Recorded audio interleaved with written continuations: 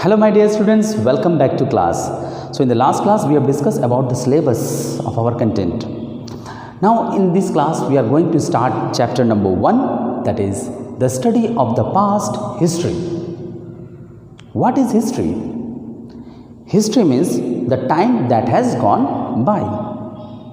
History means the time that has gone by. Like 1 month ago what you were doing is history for you today.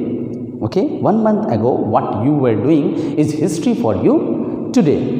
Literally we can say history is the systematic study of the events of the past. Okay, history is the systematic study of the events of the past. History is derived from a Greek word that is known as historia.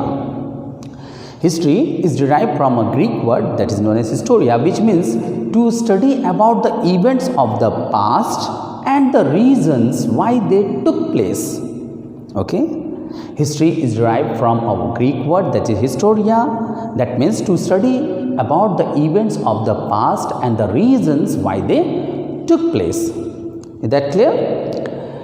Next, why we study history?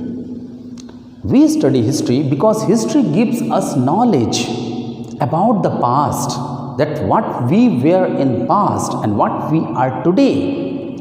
It gives us knowledge about the different civilization. Like you have already studied about the early human beings, okay, how they were living in jungle, okay, then they started to make hut, then they started to do agriculture, they were started to living permanent life. Otherwise they were previously nomad hunters.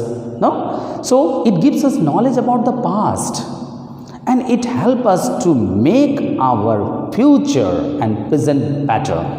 Like the mistakes where we have done in past, it helps us to recorrect our mistake so that we can live a better life in present and in future.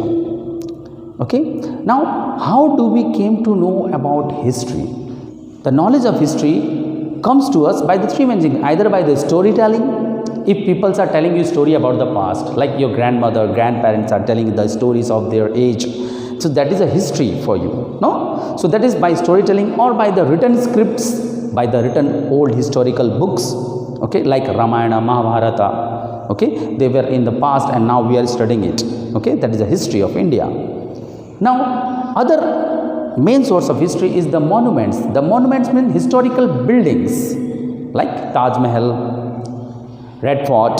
They are the historical buildings that gives us knowledge about the peoples of that era. They are giving us knowledge about the lives and the people of that era and the knowledge of that people, okay, and the knowledge of the peoples of that period, that how they were living, how knowledgeable they were, that they were able to build Taj Mahal or Red Fort, etc.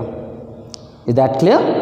Now history is influenced by a number of people, okay, which changes the society, okay, like rulers, politicians, they changes the history of the previous, okay. A politician, a good politician will change the present today, that will be a good history for our future generation. So like that, a good scholar is teaching the society a good things and the society is becoming good, okay. So like that, history is influenced by the number of scholars, politicians, etc. So like Mahatma Gandhi, he took the initiative to make India free from British rule. So that's why we are free today. So because of his influence, we are free today. Is that clear? Is that clear, students? So to understand history in a more better way, historians had divided the history into three main phases or three main parts, that is ancient, medieval and modern history. What is ancient history? Ancient history means very old history. That means the life of early mans, okay, the life of early mans. Medieval history, that means middle phase.